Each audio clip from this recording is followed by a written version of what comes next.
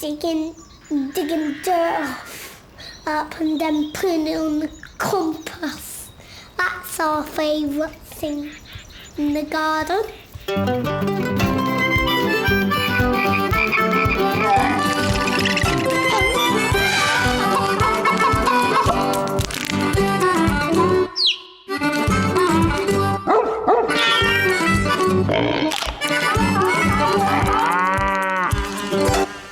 I do everything in my power to avoid having to go out in the garden. It's just not my cup of tea at all. Boring, dirty, cold, wet, generally, out here. Do you want to say something, Mother? No, please don't. Just go back in your little... I do apologise. I love gardening. They say in the garden, it's the closest place to God, In actually, I'm waiting for a nice warm day so I can go and pull a few things up, you know what I mean? So it's like God, oh, hello. I like gardening, but I'd like to do more. I'd like to have the time. I love to see things grow. I love to design things. Well, a garden's a place for contemplation, isn't it? For reflection. Gardening, eh? Very apt. Well, we don't really know much about gardening, do we? We seem to get boy. Yeah. Oh yeah, gardening, it's not an easy job.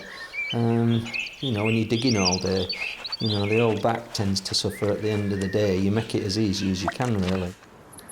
I would call this a labour-intensive garden. Yes, it is. Me and Nigel we like being out in the open more than we do actually indoors. I believe that anyway. Yeah. And I think what Nigel likes about it is he's got that sort of saying like, no, do it this way, and I think he likes that. But I think we get on quite well together.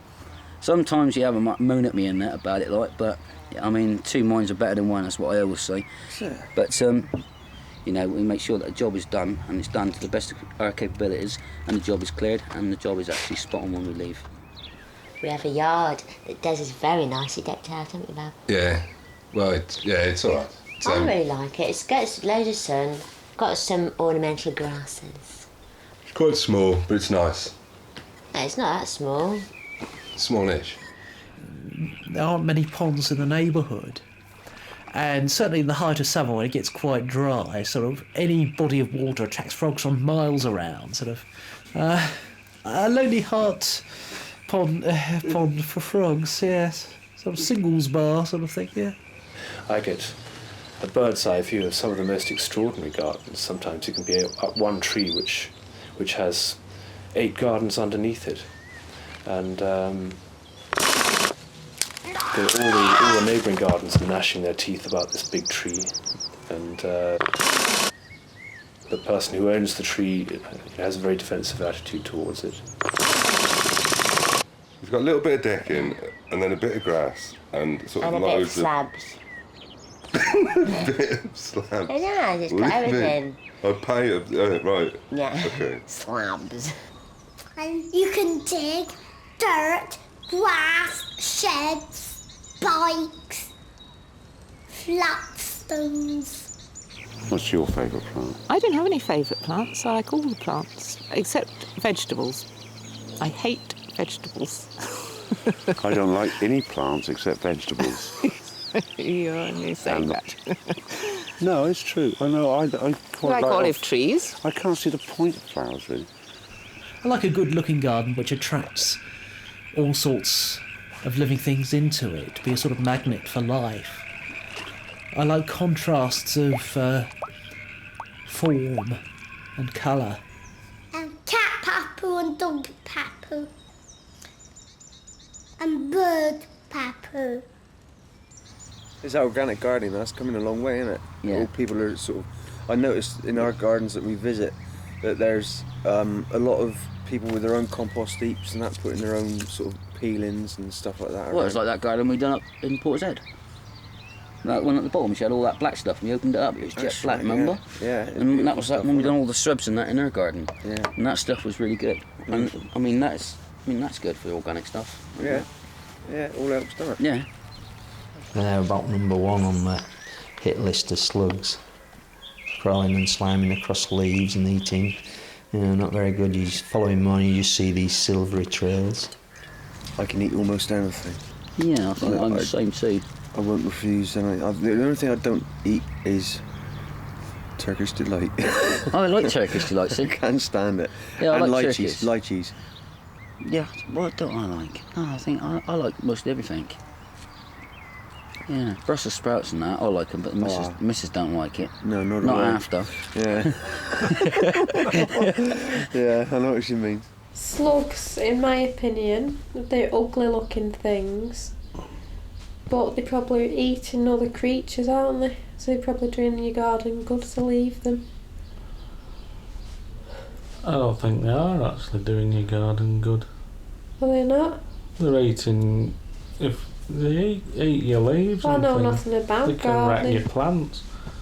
Can That's they? why they make slug pellets. Oh well, yeah, you're They right. don't make worm pellets. Silly old me, I know.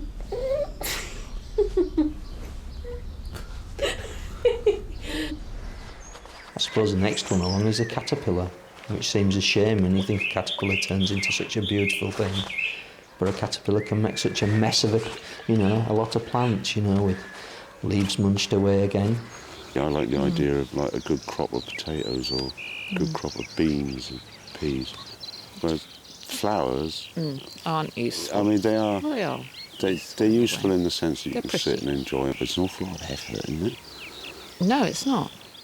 I must admit to having a very great affection for the plant that we call by the unfortunate name of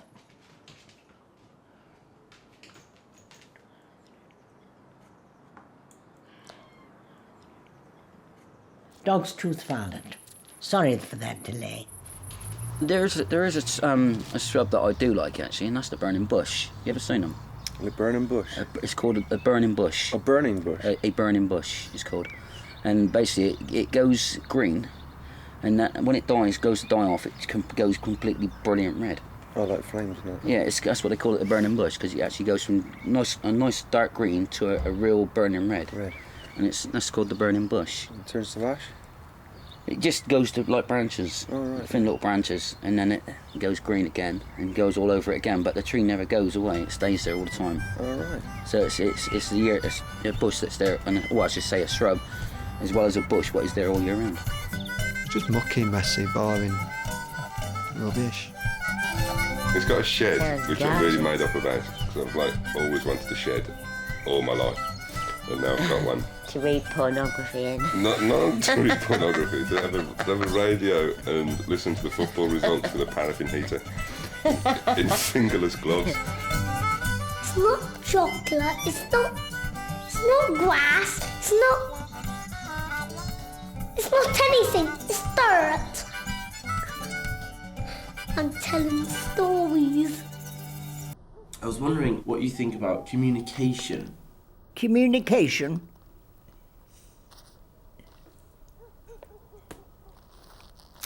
It's a difficult one, that, isn't it?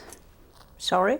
I say that's a difficult one. I wasn't listening. No. No. Describe communication. What is communication? Go on.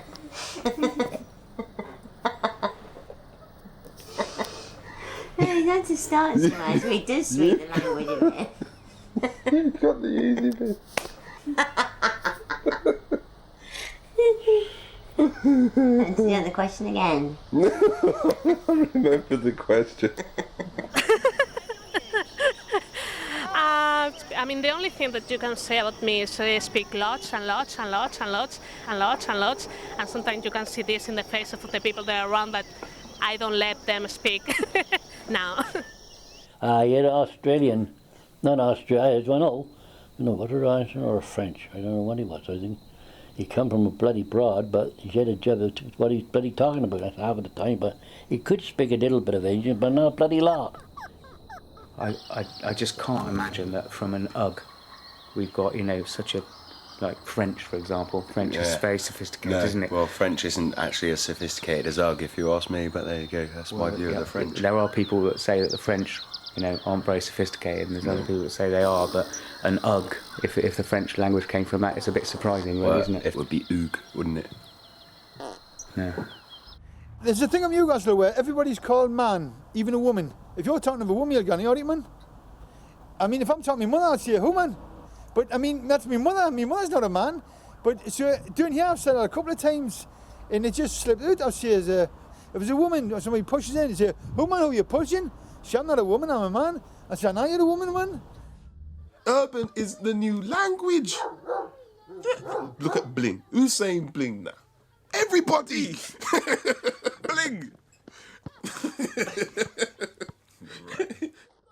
It's not just about the language, though. There's body language, isn't there? Which is There is body language, I suppose, which is universal. And I can tell by looking at you right now that you're looking a little bit edgy, a little bit nervous, and even though I speak the same language as you, I didn't need to know that in order to tell that.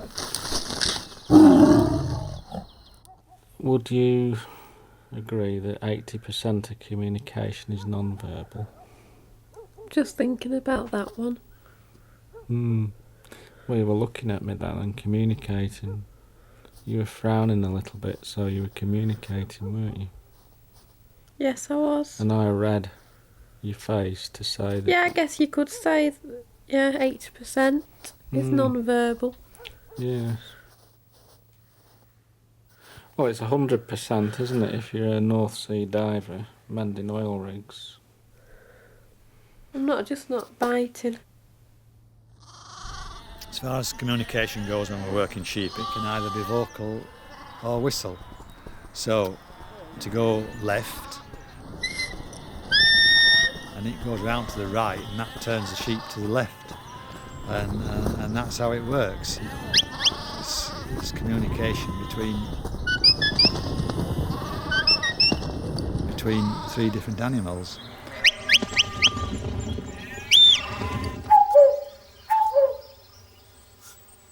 Now that's a cuckoo.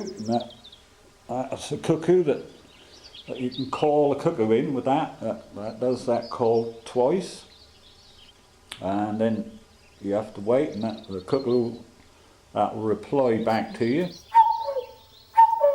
and then you do it again twice, and that will bring the cuckoo all the way as close as you want. That you can call them in, and then of course you shoot them.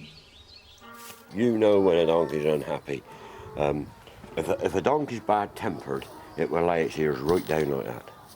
Bad-tempered. When they're happy, their ears are usually up or slightly forward like that. But if they're laid right down like that and they're swishing their tail like she is now, that's showing aggression. But their ears have got to be down, right flat on their body to show aggression. But normally they're straight up again, like hers, look. They're straight up. Or just flopped out to the side. Like that, they'll flop them out to the side. You think they're up, but then they'll flop them out. But they're all up, pricked up, looking happy, like that. But that's the only thing, you got to watch a donkey when she lays her ears right down like that. Don't whisper things, and defeats the object. Do you have communication issues between you? No, we just don't talk. It's all about knowing. I tend to be quiet, don't I? I don't do much or say much if I'm... Or you go, if you're angry, Wayne, you go, You always know, and I say to Paul, oh, Wayne's got a grumpy on. On your nose, look, see? Oh, that was a good one, wasn't it? I always thought they were being aggressive. No, that's showing affection. Now that's what you should put your hand in her mouth, look. I make noises usually in the place of words. What kind? You make up loads of Just baby talk. yeah, in the middle of things and boodum, things like that. But you And- understand, don't you, Bab? And you say things like, I banged my knee. All right. I wouldn't recommend everybody to do it, but no, you put your hand in your mouth. Yeah, show her your tongue. Let's see your tongue. Come on. Show me your tongue. I want to see your tongue. There he is. Look, I got him. Come on, I want to see your tongue. Here you go, there's your tongue. They don't mind you doing that? No, I wouldn't reckon, I wouldn't say you do it, but no, they just trust me, you see, that's what it is.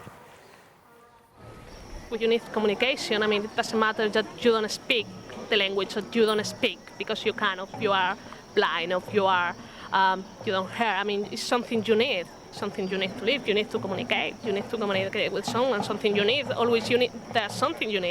or something someone needs and needs to communicate with you. So it's something really, it's really important. The communication is something. You have to be positive. You have to talk. You must love one another. You must understand. You must communicate. You must read books. Yeah, real man. And we out. Peace. Yeah. Shut up, Brian. Okay.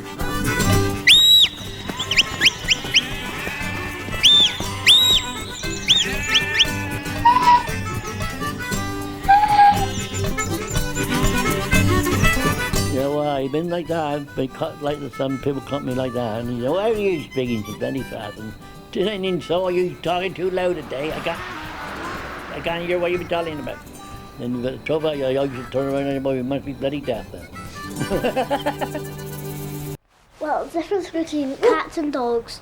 Cats don't wag their tail like a dog, and yes, they do. Sometimes they do. They don't go. Oh no, they don't do that. And they don't sit and go. And they don't fetch balls as well as dogs. One's got a waggy tail and a cold nose, and the claws are like totally contracted all the time, whereas the other one contract their claws and it's got sharper teeth and pointed ears. Which one's which? The cats are the ones with contracted jaws and sharp teeth and the sharp pointed ears. Excuse me. I think I'm an oddity. I've got a foot in both camps, really, and I appreciate either animal for very different qualities. I like dogs better than cats, though. No, I don't. They seem to be more friendly somehow. Dogs like greet you, whereas cats just sit, they can sleep for so long. No. Cats can appear to be lazy, but I don't think they are. They have big claws, like bears, and they look like bears. They just sit about all day and get fed and go meow, meow, meow. I find cats, they claw the carpet a lot. They're a complete nuisance, actually. I think you get more out of a dog in response. Well, they're more interesting, aren't they? I think they're thicker than cats, personally. Do you? I do.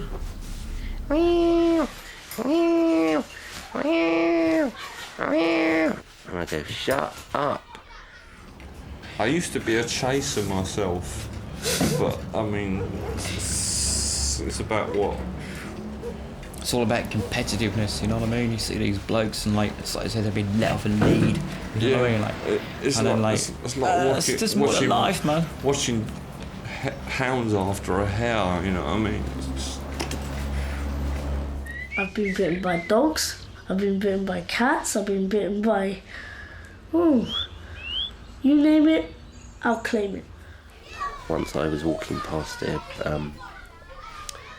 house and the door suddenly flew open and a dog with a head the size of Albania jumped out, and its teeth were an inch away from my face and its mouth was so big I could have lived inside that mouth quite comfortably, and I was nearly killed. I've been chased by a Great Dane, a slavering big thing, and it frightened me. I've been bitten by a beagle. I've been chased by an old English sheepdog, which was I would say that was a springboard into me becoming a Christian. You always say dogs come sniffing at your private parts. Do I? That's one thing you always say. Well, they told me they're not. That they're just being affectionate. Dogs wag their tails to get the smell of their farts away, and the cat just walks around with its tail in the air. Dogs I like very much because of their great intelligence and loyalty generally, and just so animated and, you know, great chums. I don't think I've ever had fleas. I think the closest I ever got was scabies, and that was quite bad enough. You would entirely cover your body from head to toe with this alcohol solution. And there was always this sort of nagging doubt that some part of your anatomy would catch light like a fuse, and it would just be an enormous blue puff. I think the best thing to do is to put on some flea powder, which you get from the vet. But it's probably not a good idea to have a good scratch, because that makes it red and raw and a bit rough and everything. You know, I've never had any breed that's been a kind of a pampered, you know, pooch, you know. They breed these mutant dogs, don't they, and give them awards for how mutated they look. And if it's a perfect mutant, it's got a pedigree. But if you crossbreed it with another mutant, it's called a mongrel. Most pedigree dogs, to get them perfect, they've got things wrong with them. It's either the bull terrier, the bulldog can hardly breathe because they bred into them, that flattened face. It's a bulldog, innit? And a lot of the breeds have suffered when they show a cross. They look ridiculous with silly bowls. Looks stupid. I'm certainly a loyal companion, but I have to say I've been let down a lot too in my life. I might be very loyal, but I do like my father said before me. He said, you trust everybody once. And that's what I do. I trust everybody once, no matter who they are. So I am loyal to the point of disloyalty. Cats, on the other hand, they are the clever ones. They give humans nothing. I'm not a cat person. No, they're not loving enough, and they hiss a bit, and they don't do anything. They just wee all over the garden and leave brown stains all over the grass and just make a nuisance of themselves. I've defecated outside, of course I have. You know what I mean? If you step in dog mess, then it's not very hygienic, and it's not very it's just not nice. You kind of get an antennae. The slightest thing kind of, you know what's going on over there? Sidestep it. And if you can't sidestep it, make sure you come through it. Because at the end of the day, cats, when they go to the toilet, they clean up and they cover up after them. And that has got to be a sign of higher intelligence. That's a dirty, filthy business, and that ought to be stopped totally. I think dogs are more, for a start, I think they smell more. Whereas a cat, you can leave a cat to it. Whereas with a dog... Yeah, but if you've got a burglar coming in your house, at least a dog makes a noise. Yeah, but you could throw the cat at the burglar. That's a silly thing to say. Dogs are more interesting, and that's the end of it. No, it's not the end of it. We'll just have to agree to disagree then. I've got a lovely smile, as my mum says. So, I look good for my age too. No.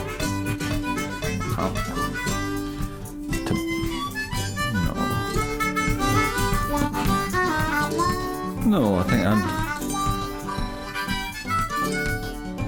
No. No, because it's the animals, they don't talk These are about tutorials. Because we haven't got much time left. Come on, I'm watching you. Half an hour's gone, you haven't done nothing.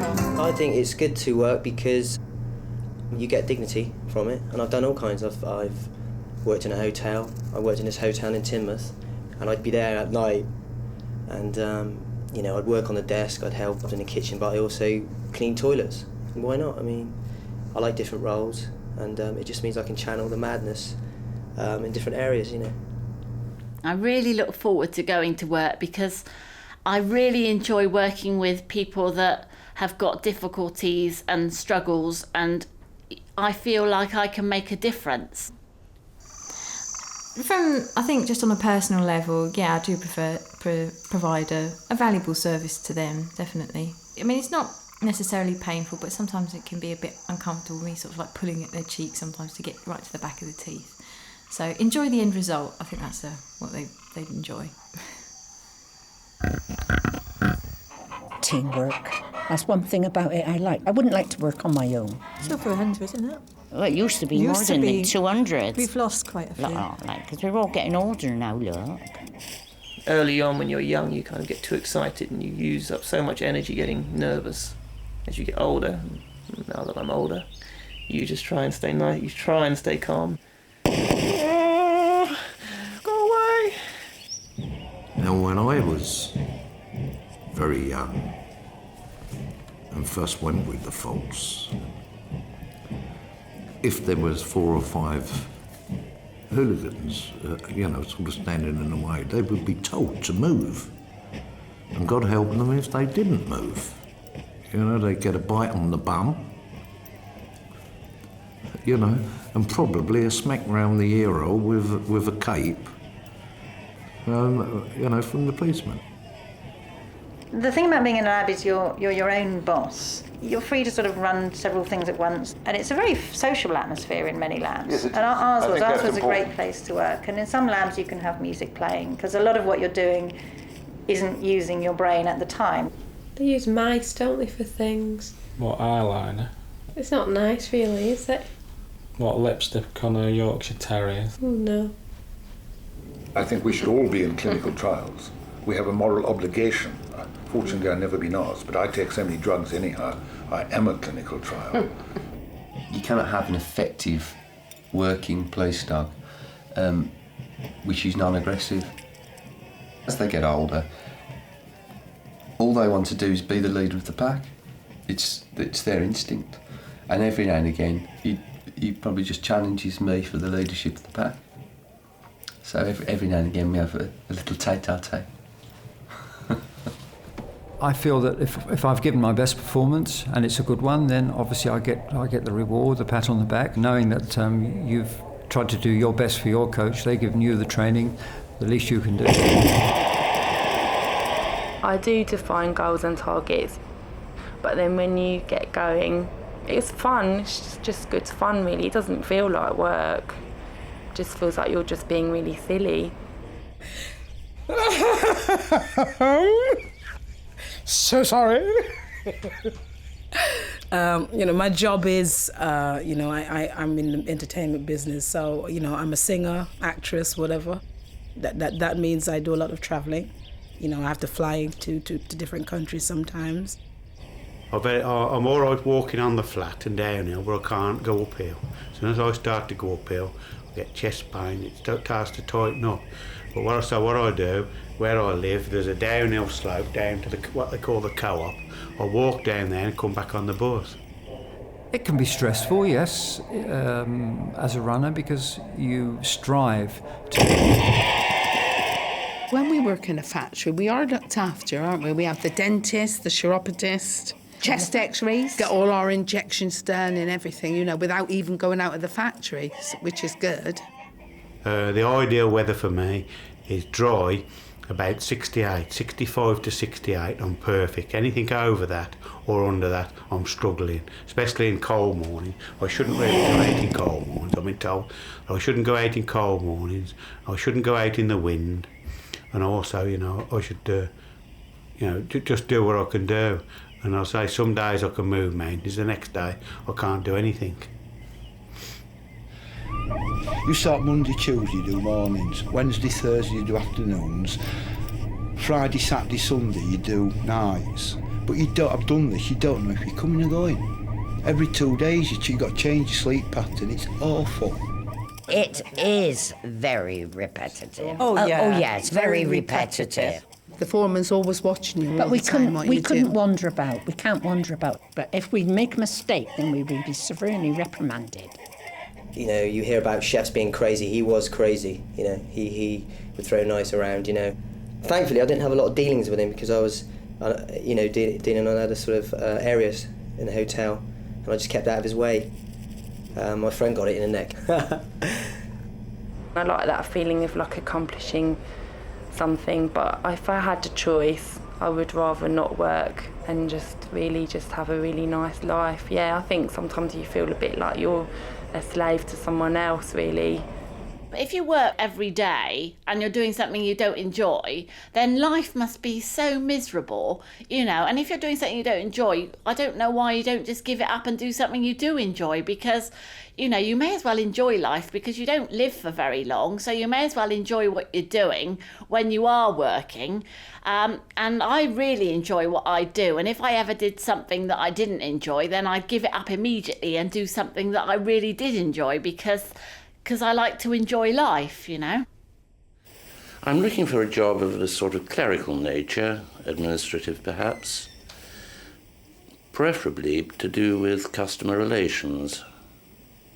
When I retire from racing, I don't even like to think about it. I feel that each day I can run, touch wood with injury-free conditions, then I'll run till I drop.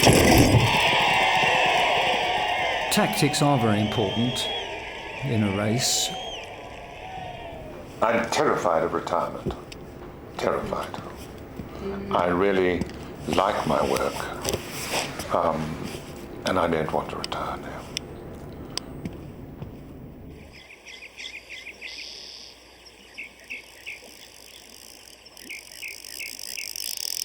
You can't be morbid, else you wouldn't be able to do the work. You've got to have a laugh, and a joke, you have a joke, you know. It's just you or them, isn't it? It is animal instinct there. I think Feng Shui should be introduced to all office environments. I'd like to have a go at trying to clean an elephant's tusks. Can I just tell you something? That's not a human guard on the back of a mouse. That is one of the most grotesque misrepresentations that I know. It's a piece of cartilage shaped like a human ear, put into an epithelial covering. It's not a human ear. What? The sound of the sea. Definitely. It's the sound of the sea. I find it really, really peaceful. I think I have a very intimate relationship with water because I'm primarily composed of it. But I do think water is one of the great mysteries. The sea, that black vastness, coupled with your imagination of the sea, and the fact that the sea has all these creatures that are from other planets, the vastness of the sea out there, sea monsters, and the dark. You're right against it, you know what I mean? We're right against it. I have to say, I don't really like the idea of what's below. I find it a bit kind of like, ooh, it's like I think about how deep am I, or is there going to be kind of, yeah, you know, because I do swim quite a way out, but I have to say the further out, it's almost like testing myself or something like that. It's like, go on. Like, how far can you go? You enjoy being buoyed up by it, but of course with every swell there's always a little dip at the other side, so that's something that you always have to check for and be aware of. Oh, that's too clever for me, all of that stuff.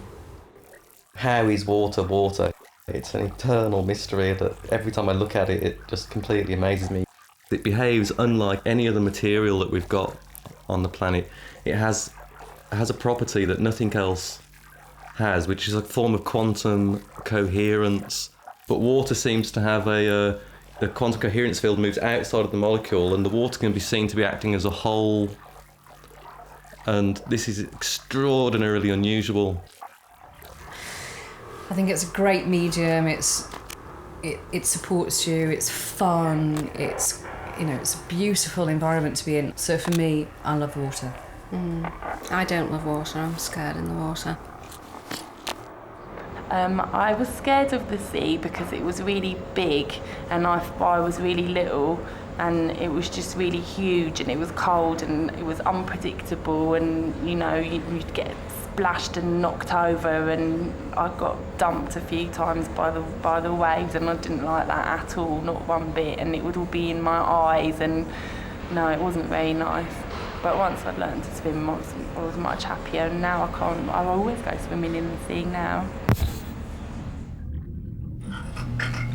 I like swimming because you can lose yourself, you can be on your own, you know, you have more space. It's nature, you know, it's nice. When I'm swimming on my front, I haven't still learned the technique of tilting my head to the side and taking in a breath. I take in a lot of water. That's the way it is. Seriously, I drink so much water that it is a danger to others. Bobbing around in the sea. I don't like bobbing around in the sea. Yeah, I used to like bobbing around in the sea, put it that way, when we were younger, but I don't go now, so. I'm an excellent swimmer, and I've got loads of badges, and I've won a few competitions. I've got life-saving awards and all sorts of badges. I'd like to have something that kind of unfurled out of your nose like a periscope. Periscope. Like a periscope, so that when you went swimming, you could just shoot this periscope up, good. and you could just get air the whole time. That would be great. It'd have to be very long though, wouldn't it? Because if you're going 20 foot down or something. Yeah, I think so. I have a dualistic relationship with the ocean that I'm absolutely thrilled by and energised by it, but I'm made nervous by its immensity and its depth. When you've been down, it's really deep down in the sea, it's when you're diving, and then you come up too fast. I think you get an air bubble in your head, and it decompresses your brain. If I go too deep, you can have headache, or you know. So that's the thing about diving, you know. It's not as free as people think, I think. I don't like the idea of being underwater for too long, but a minute is long enough for me. As long as I can hold my breath and I want to be out there. If you get the bends, it can be quite narcotic. You can get a kind of narcotic effect. You don't know which direction you're going in, you don't know which is up or down, you don't know how long you've been in the water, you can't regulate yourself anymore. And I think it's, you know, it's really, really dangerous. I've had altitude sickness, which is like the opposite, isn't it? There's only a certain depth you can go to, isn't there, without your head exploding. I think the sensation of lying on water and having the waves take you up and down is a very primal experience, and it's saying to me, you are tiny and insignificant, and I can sweep you away. I've got severe motion sickness. I mean, it used to be pretty bad. I used to puke all the time, but now it's a bit better. And it's not a pleasant experience for me personally, no. I don't like jellyfish at all. They frighten me. Don't like being stung by anything. Bees, wasps, jellyfish, any of that stuff. I don't like it. No, there's nothing that scares me in the sea. Only the obvious floaty things which shouldn't really be there, to be honest. I love the sea and I love swimming in the sea. I think the sea is really scary, man. It's a whole another universe in the sea, man. The sea is a big thing. All kind of things. And the thing is, actually, when you're in the sea, it's really interesting, that thing. When you kind of dive into the sea and you get in there and you go out there, you realise as a being, the being that you are, the species that you are, is you have suddenly fallen very rapidly down the food chain. You are no longer the dominant species. You are suddenly food. I'm not afraid of anything because I gave up fear, but nothing scared me at all until somebody told me I should watch out for the sharks. I'm okay with sharks. They have such a bad reputation. Everybody had them. I don't know why. They are quite nice. I just don't really like the idea of feeling like even fish, which is a bit dumb because obviously they're there. The bit that I really hate is when you get all that like that seaweed. Yeah, I suppose it is seaweed that kind of like catches around, you know, that brown sort of like stuff like tagliatelle, but instead they kind of like wraps itself around. That's when I get a bit freaked out, and I kind of think I'd rather be in a swimming pool. Would be too much, could you? If I were attacked by a shark, Right. I would scream. Oh, come on. And I'd be dead next to I don't think you could do much, could you? Well, You it would, depends. If you had me by the leg, I'd be able to scream and scream. But if you had me on my throat, We were then just was I talking gonna do about anything? that now, that there's some, you know, on the We'll talk news about has that somebody because- been attacked by a shark? Crocodile. A crocodile. In A Australia. crocodile in Australia. And I'm just going now. Ooh. Sorry. So I do have a real phobia about the water, don't I? yeah. Which is driving everybody mad now. I'm quite low down in the food chain because there's no. I am. You ever think about this? How many things can eat me? Loads, isn't it? And you. I've been under a lot of pressure lately.